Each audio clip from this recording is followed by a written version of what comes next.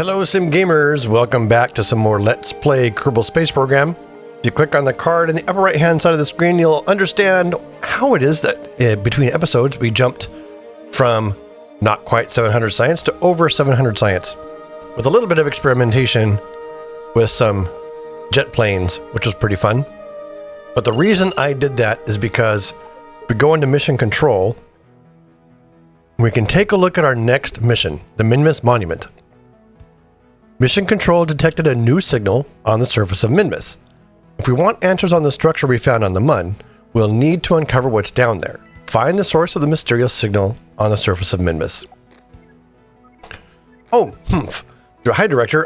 Sorry, you caught me mid-sip. I thought for sure you'd be at the agency bake sale. Well, I'm glad you're here. I don't mind the company. Just to remind you, your objective is to find the source of the mysterious signal on the surface of Minmus. Just like with the Munner signal, we've placed a waypoint to guide you to the precise location. Did you know moons are naturally optimistic? They always look on the bright side. Okay, sorry for the lunacy. Minmus is the smallest moon of Kerbin. Given its very low gravity, much less thrust is needed to land on the surface and return. As long as you have adequate fuel, you should be able to land and take off easily. That's all I got. Good luck. As I take a look at Minmus and where the actual signal is located, it is currently in a crater.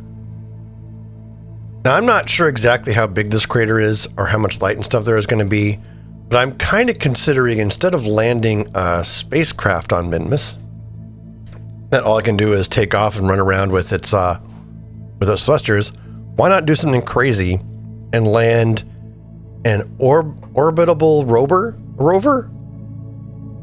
So I want to build a rover that can also descend from orbit, land, do stuff on the ground, and reascend to orbit.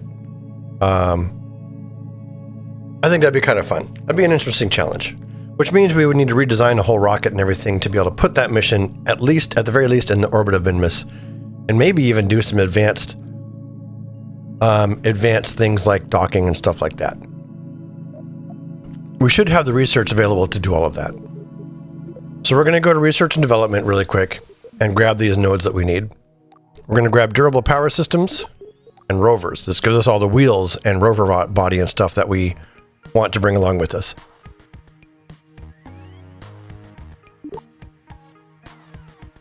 And that leaves us with 3 science. So I'm going to dive into construction. If you want to click on the card in the upper right hand corner, the construction of this project will be in a bonus feature. If not, just continue watching on to hopefully the launch and other stages of our Minmus Discovery mission.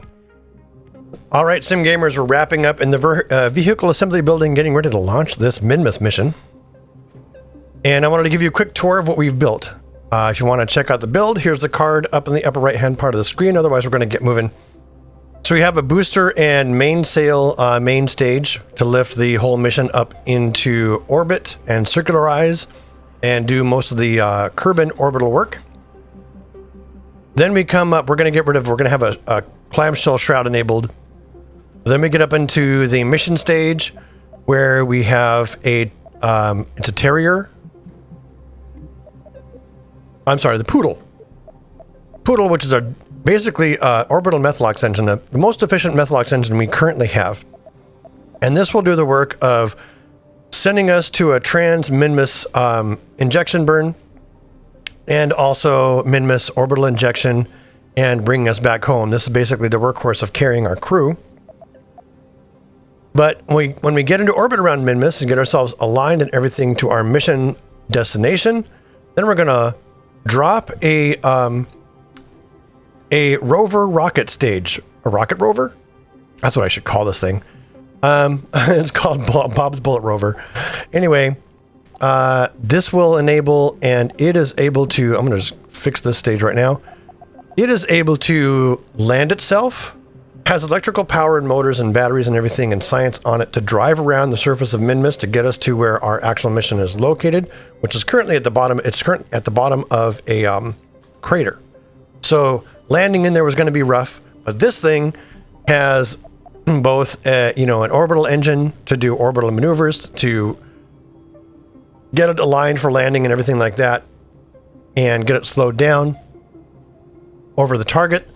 Then we have action groups to switch it to a hover stage where it can hover down horizontally and land, and then we disable all the engines and turn on the wheels and we begin driving around on the surface. Then we go back to this engine, launch back up, meet our command pod, which has RCS in order to perform a docking maneuver. This enables us to do crew transfer to get our person who has left this pod into this pod back. And then we can ditch this, so we don't have to worry about carrying this weight all the way back to Kerbin, and fly back with our reentry and the standard reentry setup with 3 parachutes, and we're ready to go. So with that, let's get launched.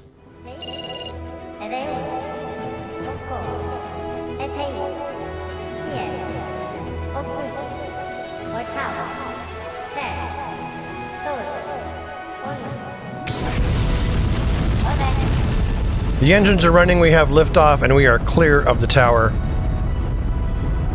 Because this stage has 2 G's worth of lift, you can see our surface speed is picking up quite quickly. But that means we can be much more aggressive than we traditionally have with the gravity turn. We are reaching the upper atmosphere. It is time to throttle down for staging, and throttle up to continue getting on our way. Now that we are in space, we're going to go ahead and get ourselves positioned here, but we can actually get rid of the shroud. And main engine cut off in 5, 4, 3, 2, 1, Miko. We're coming up with a descending node, so that means we need to thrust north to change our plane.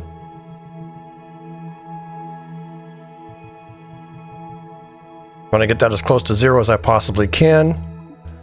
Less than 10 seconds away to our plane change maneuver.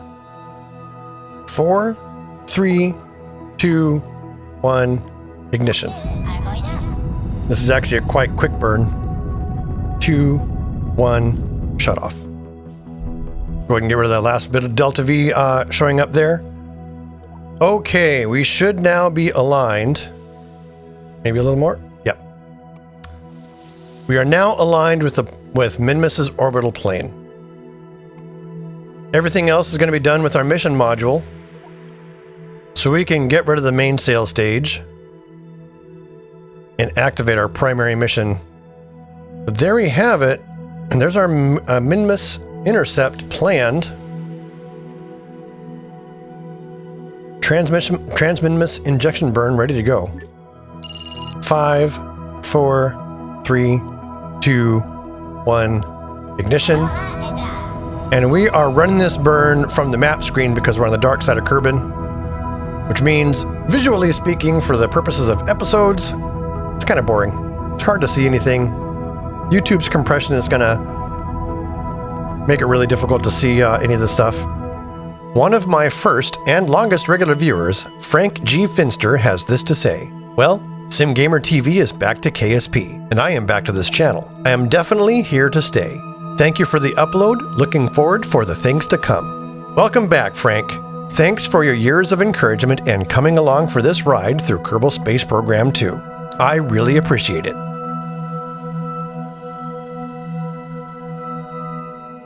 All right, Sim Gamers, we are at our mid-course correction point right here, about halfway to Minmus.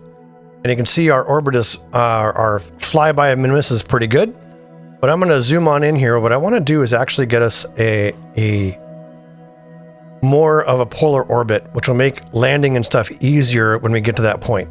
Rather than having to do a plane change after arriving, we can do a plane change essentially now. That means planning a maneuver fairly close to where we are and tweaking that maneuver with respect to Minmus to see how it works. So if we come up, we see that it is impacting our plane. We can come over this way and really just with a very, very little bit of delta V since we are so far away, really tune our arrival for Minmus. This gives us a nearly pitch perfect polar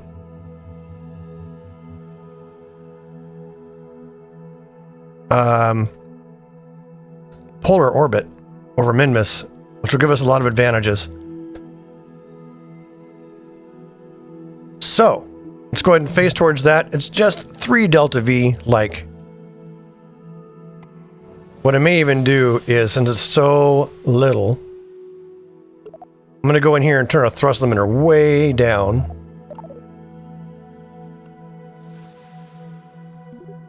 And now that we're facing the correct direction, I don't actually need this maneuver. I'm just going to go over to Minmus and watch this take place firsthand.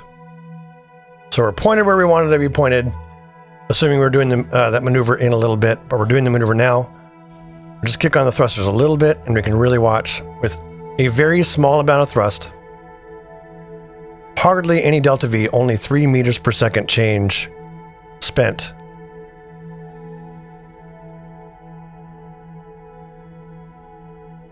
And beautiful. We have some new science potentially. We got some new data and some new samples that we could bring home with us. I wonder if there's a bunch of science sitting on that satellite that we never bothered to claim. That'd be funny. Oh well. So we're at the very edge of Minmus' sphere of influence. That is where the point in space, not the point in space, the region in space where Minmus' gravity is greater than Kerbin's. But we are ready to get ourselves into a circularization burn to get ourselves a polar orbit established around Minmus. And given the strength of this thruster, it is going to be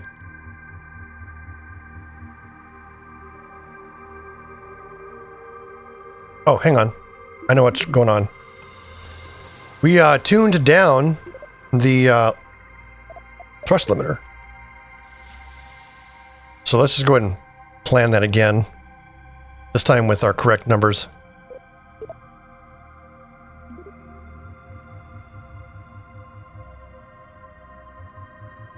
Same amount of delta V, just a much friendlier burn time. 5 seconds to go. 2, 1, engage. 13-second burn. Let's go ahead and get our communications enabled while we're at it. 5, 4, 3, 2, 1, shutdown. And given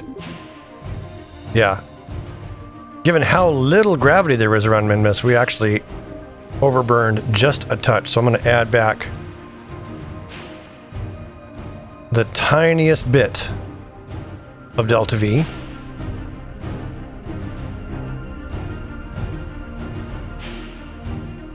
Or maybe not. Maybe I need to add more delta V.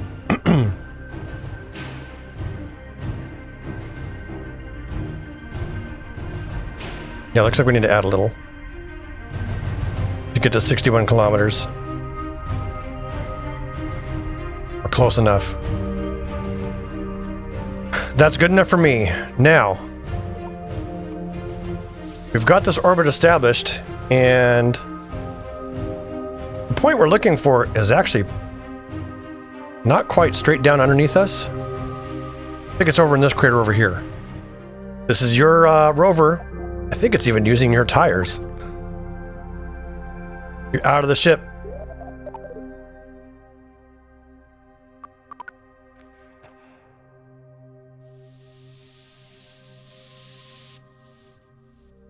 Let's go ahead and get you in position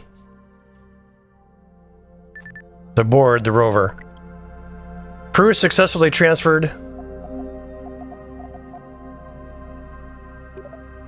Undock. All right. Now we get to check to see if our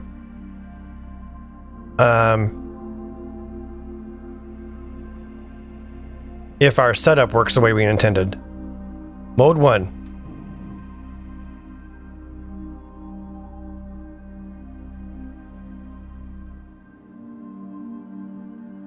Let's go prograde.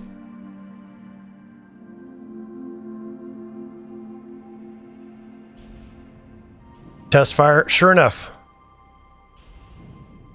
Mode 1 is good. Mode 2. Quick test. Mode 2 is good. Mode 3. Mode 3 is good. All right, we are coming up on where we want to do this maneuver. Retrograde burn. Plane change.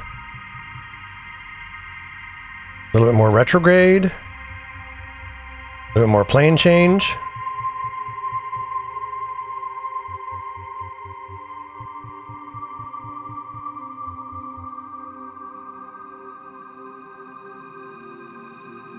And that looks really good to land sort of on the edge of that crater. So I'm going to confirm. I'm in mode 1. All right, all systems are go. We are 7, 6, 5, 4, 3, 2, 1. Engage.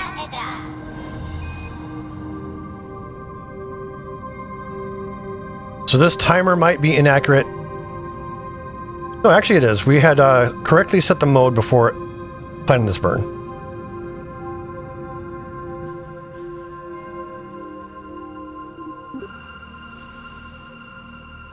Okay.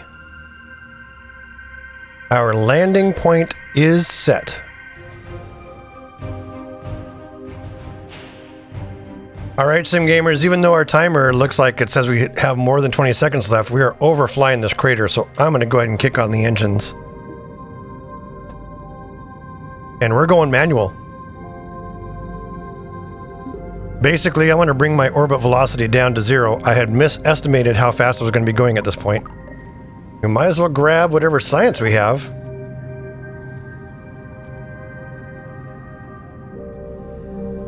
We could descend right down into that point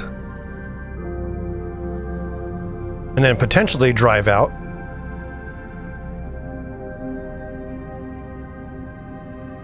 But we're doing a great job of losing all of our velocity.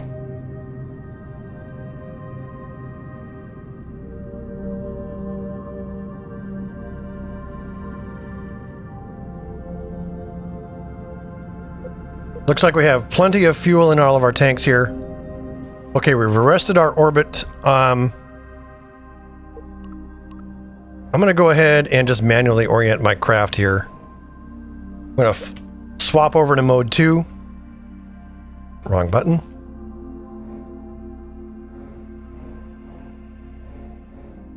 And we're just going to basically fly this like a helicopter at this point. I apologize, Sim Gamers. I'm in ultra concentration mode here, just trying to get this landing stuck. And I'm going to just take it nice and slow. So right now, I guess I can just talk about what I'm doing and what I'm thinking. I know it'll be helpful for some people who are trying to do, are getting through this phase of their own career. This is one of many ships I could have built. I could have built a standard ship or just even used my existing Mudlander, but the fact that this was in a crater and I wasn't sure of the size of the crater meant that a rover seemed like the natural thing to do. Okay, we are actually coming down fairly quickly. The engines don't have a lot of thrust, so I'm going to kick them on to get things under control here.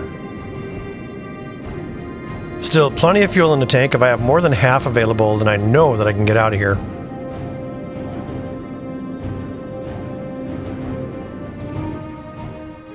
We are slipping left and forward, so I'm going to go ahead and pitch like so. And turn on the engines a little bit to see if I can't correct that course.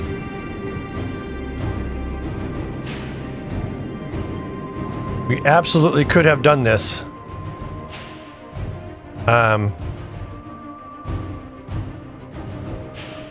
with a regular rocket, probably. But rovers are more fun.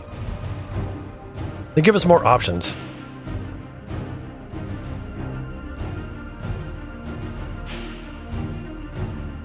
All right. 800 meters from the ground. I know it takes us a little bit to slow down.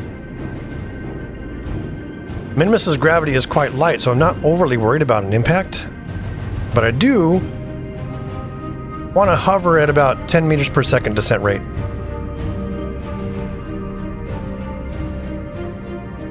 And then use our helicopter-like handling right now, basically to just gently, oops, wrong button, guide us here and there. Once again, using a nav ball on the left-hand side to help me understand what my rocket is actually doing.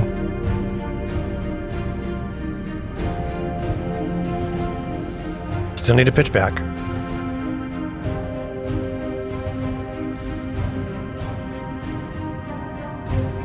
And roll this way. Okay, I think we are more or less vertical now.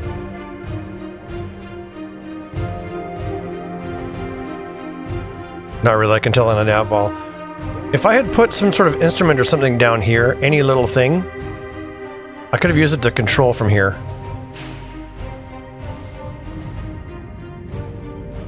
But this is fine. We're hardly using any fuel in this descent. And there is the monument.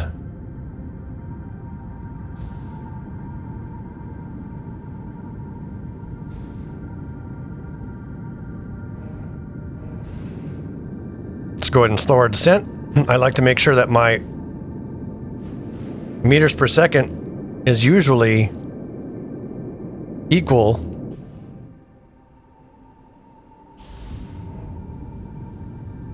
to that of my ground velocity. And it looks like we still have some translational velocity here to deal with. I wish I could flip-flop this mode. Can I change this mode?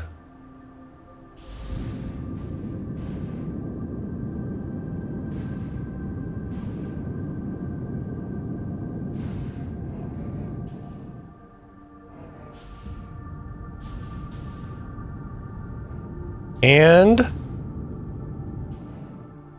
we're down on the ground. We can turn SAS off. We can lock our brakes. Grab some research. Oh boy, there's a bunch of stuff. Let's go through our things and see what new things we have here really quick before we go on. Crew observations in Minmus high orbit. You get detailed measurements of the environment in Minmus high orbit. You record the crew's assessment. Okay. Detailed measurements of the environment. You get detailed environment samples. These craters are so wide and smooth, it's hard to believe they were caused by such a violent impact. This crater is very smooth and distinctly different in appearance from the Mun's jagged, rocky craters. We are detecting trace amounts of frozen water ice at the bottom of the crater. Unfortunately, there's not enough to make a drink. Ah, bummer. But we don't care about any of that. We've made it down. Mode 3. Let's begin driving, shall we?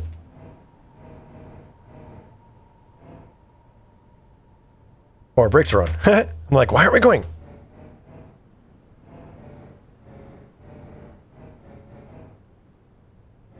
This thing has so little gravity. We're just basically spinning out and we have no steering control to speak of.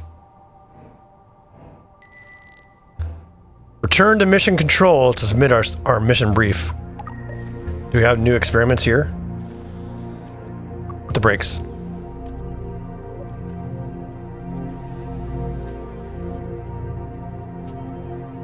Landed craters, trace amounts of frozen water. It is now clear that we are not alone. What is this creature? It is not Kerbal, nor is it Kraken. Who were the builders of this strange and beautiful monument?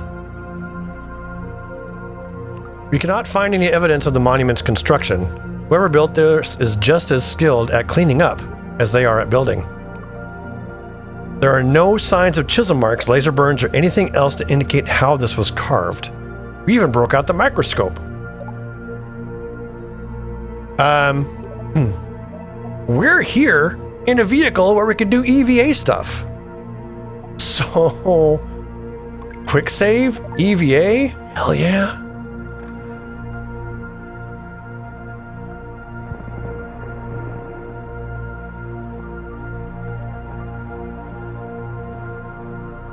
All right, Bob, you get to claim another flag. Go ahead and run those experiments.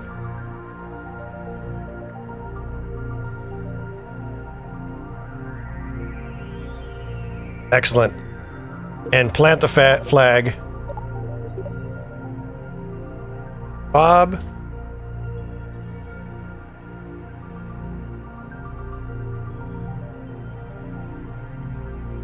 What her name is, Rover?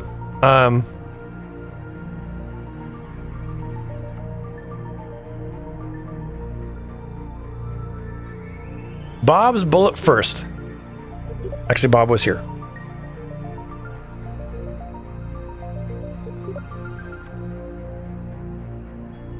Successful maiden flight of Bob's bullet lander.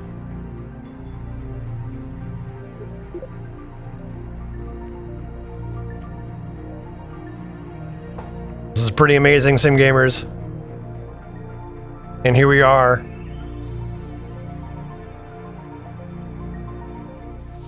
We could almost just leave Bob stranded, but I want those samples and stuff back in the Kerbal Space Center. It's going to bring back so much science to have landed on the surface of Minmus. Of course, we need to do one more experiment. Bob's high jump test. Bob is able to, holy crap, he's able to jump practically back into orbit.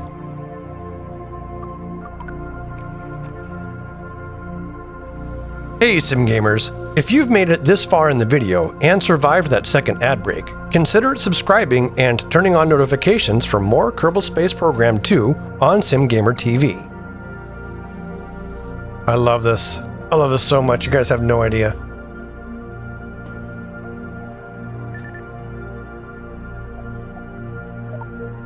We have a whole bunch of new research reports now. Here's the piece de resistance. This lander is fully capable of liftoff and finding its way back to orbit. And we have plenty of room to work with here, so we're going to do some docking orbital maneuvers. Gosh, this episode's going to be packed with lots of lessons. Kind of wish I'd have done this lesson separately. Oh well. Doesn't matter. Mode 2. Full throttle.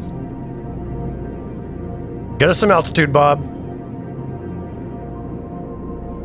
Tip over. Mode 1. Full thrust. And this is just to get us back up in the atmosphere.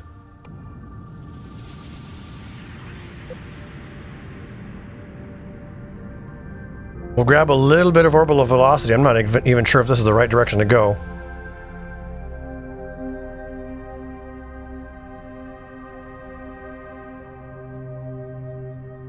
Well, I guess it doesn't really matter. All right, Bob. Take us prograde. I'm only going to go to 30 kilometers. And the reason for that is orbital mechanics. I'll explain later. Let me get ourselves back into orbit first. 25-second burn in 3, 2, 1, ignition.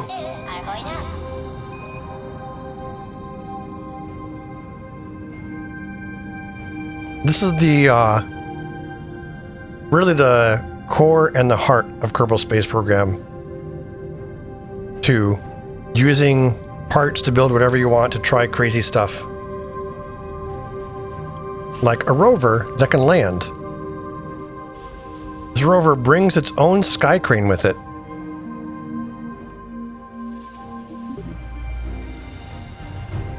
All right, we've established ourselves in orbit. Now, I was talking about orbital mechanics. Bob's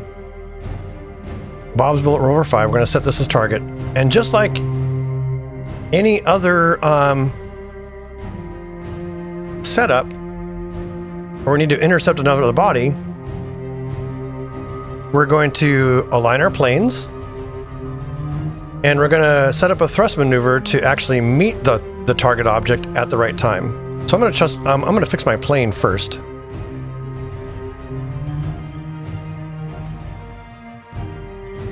Because we have a lot of variation in this plane right now. And we want these maneuvers to be very precise. I mean, if you think about it, we have a target moving at, I don't know, 80 meters per second. And this ship is currently moving at 130 meters per second. And they're both going around a racetrack. And we want them both to get at the same spot at the same time. 15-second plane change maneuver in 3, 2, 1, go. Hit the thrusters a little bit early. It'll be fine though. And we have plenty of fuel for what we're trying to do here. We have more than a third of a tank left. Cut off. I think I might have overburned just a bit. Maybe not. Yes, I did. Okay. So I'm going to flip around to the other plane and just correct my mistake to get this as close to 0, as possible. 0.1 will have to do. Now, here's the other trick that we need to do.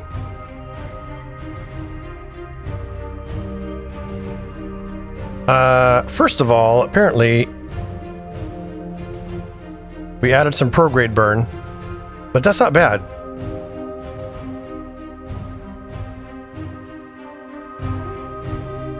Now what we're looking to do is bring these to a spot where they're going to meet on orbit.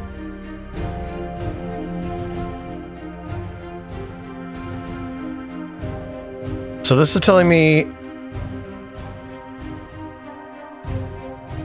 here's where I am at our first intercept.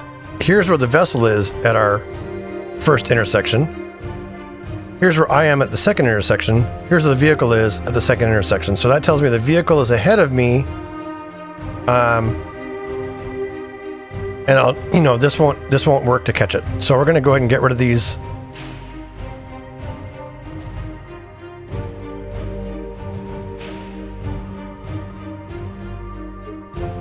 I can clear target. I just want to see my apoapsis now.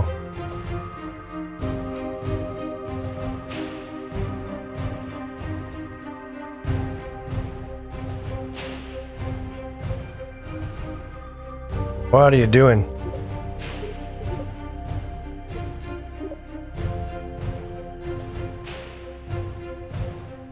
A little bit of flashy glitchiness in the game. Okay. Okay, my orbit is relatively circularized. So we go ahead and set target again.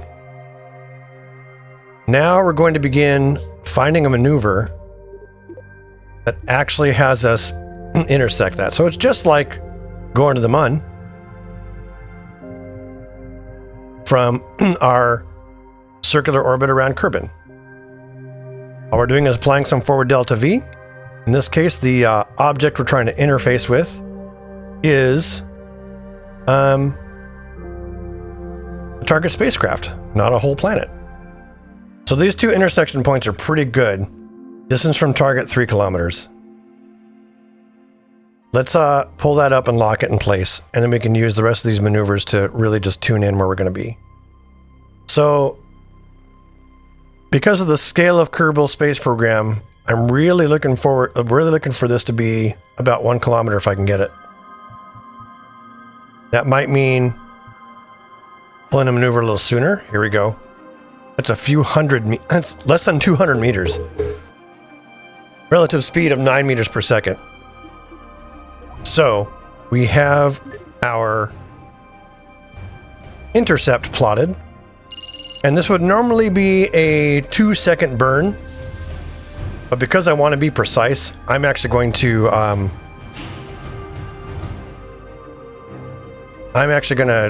like burn at 10% throttle at most. to get this delta V as close to correct as possible.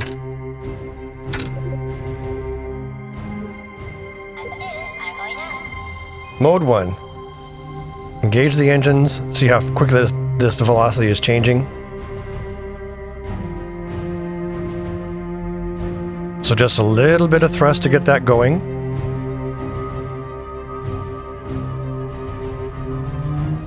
Like so. Yes. Our intersection is very, very close. Hundreds of meters. Well, now I know how to change my navball modes. Here we go. This is the best navball mode for this type of thing. This gives us all the information we need relative to our target. I'm going to face retrograde.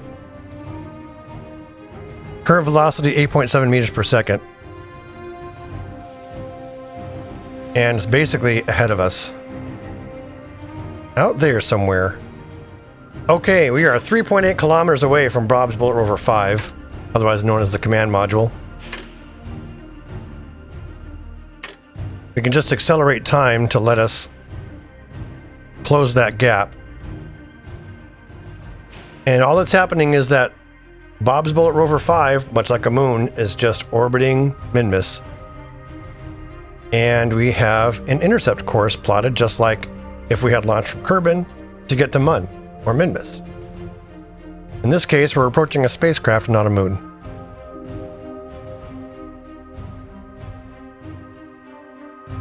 So there's less than a kilometer of distance. Get ourselves facing retrograde. Make sure mode 1 is confirmed.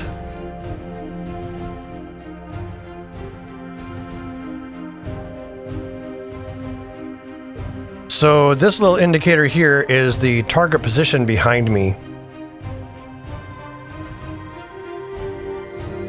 Or the position of the, yeah, basically, if I want to face directly away from the target, that's where I'd point. But I don't want to face directly from the target. I want to face directly away from my target's retrograde with respect to the target. So with respect to the target, I'm going that way, directly in the direction of my aft thruster, or my main engine. Let's go ahead and kick on the thrusters. Now we're down to 2 meters per second. And we can fine-tune the rest just to bring us down to as close to 0 meters per second as possible.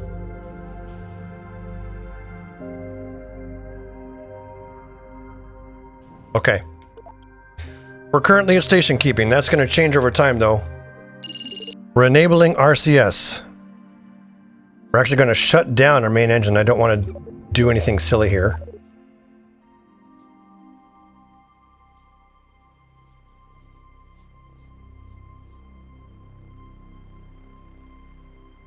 And all we need to do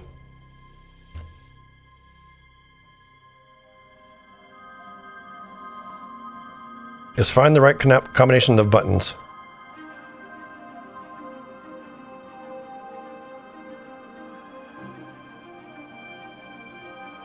There it is.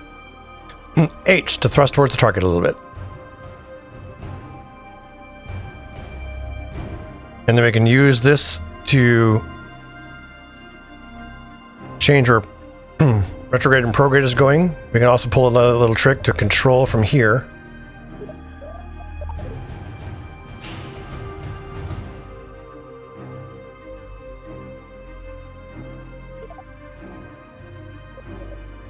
And set the clampetron as the target.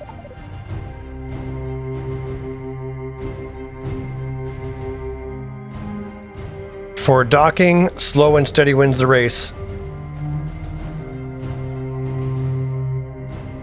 We don't have a whole lot of monopropellant, but we do have some. Okay, now we're going to use our thrusters to sort of get this aligned. Like so. Push forward a little bit.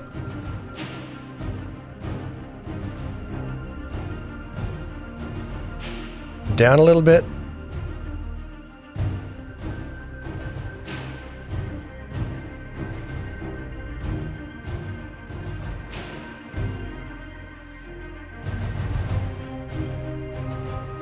So I'm facing the docking station now.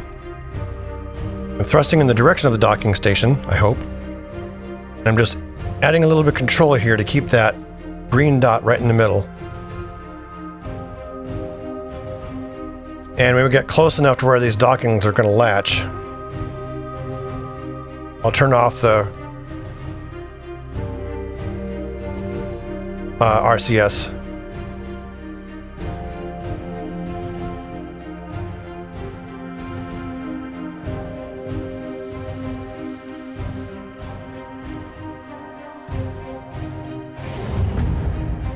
Okay, we have successfully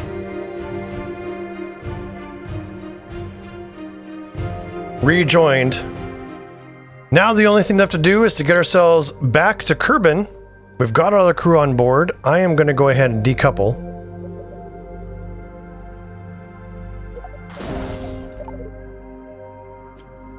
Switch to the craft we want to fly.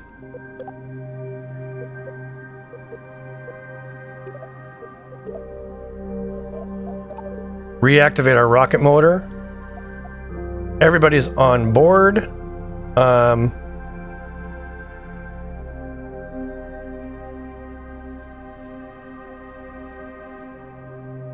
One thing I do want to take a look at is our research inventory to make sure we have everything here. Looks like we do. Okay. Well, let's just go ahead and back away from that. Now, a very strange orbital configuration to do an easy peasy retrograde burn back to Kerbin. Okay, well, our multi-stage stuff has created a bug in the game telling us that we don't have enough fuel, but I know for a fact that we have plenty of fuel. We should have plenty of fuel.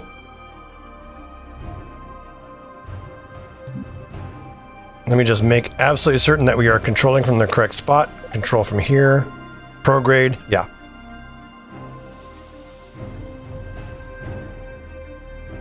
We're as close to the spot where we want to be, I guess.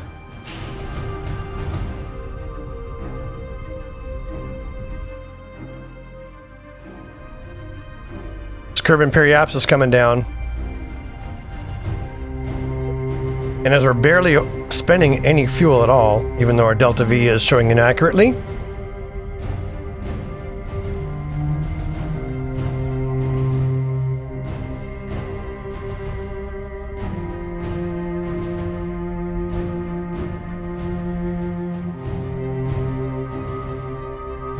this changes very, very quickly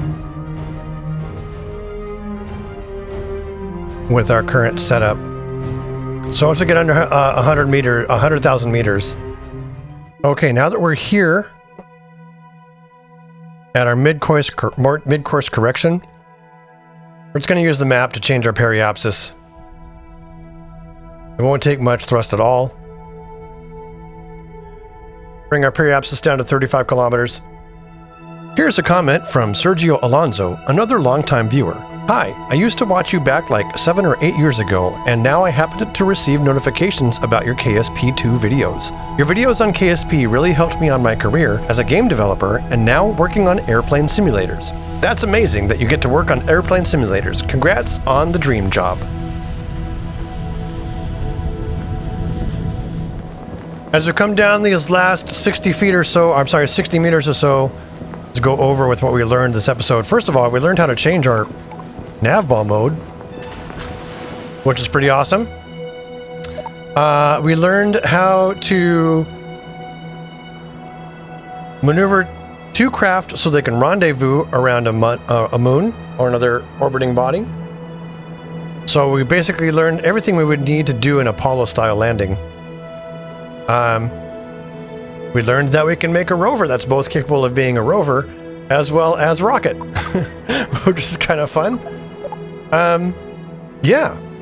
And we learned more about the mystery of the monument on Minmus. And with that in mind, let's go ahead and head back. We have 921 science just from the discoveries that we've brought home. And let us find out what we've learned. Mission Control detected a new signal on the surface of Minmus. We'll submit. Welcome back, Director. Another successful mission on the record books. And what a monument you found. The figure looks a little like a Kerbal. But what's with the squid mouth? Welcome back, Director. Hey, devs, I found a bug.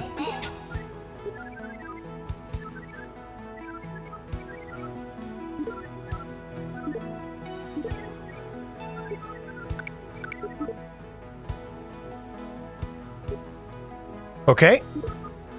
Sorry to rush you, but you've got to go. The ribbon cutting for the new pavement under landing pad 3 is starting, and you're clear across campus. This is a big day for Tarmac Henry, so you can't be late. Here, sip my coffee. It's not teleportation, but I promise you'll get there quicker. Ooh, mission completed.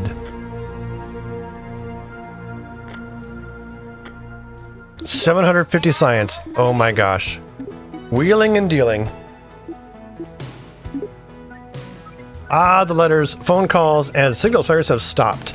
We're back to normal levels of chaos. So peaceful. You used those wheels so creatively. Unfortunately, it was all a plot to get a free tire commercial out of us. We caught Lightyear's camera crew wearing camouflage in the bushes. Still, Lightyear's new tire commercial is making their agency look really good. I do wish they hadn't changed their slogan to Lightyear, the only tires fit for space. It's made our other manufacturers really mad. Our attempts to calm them down keep falling flat. Tire companies, who knew there would be so much pressure?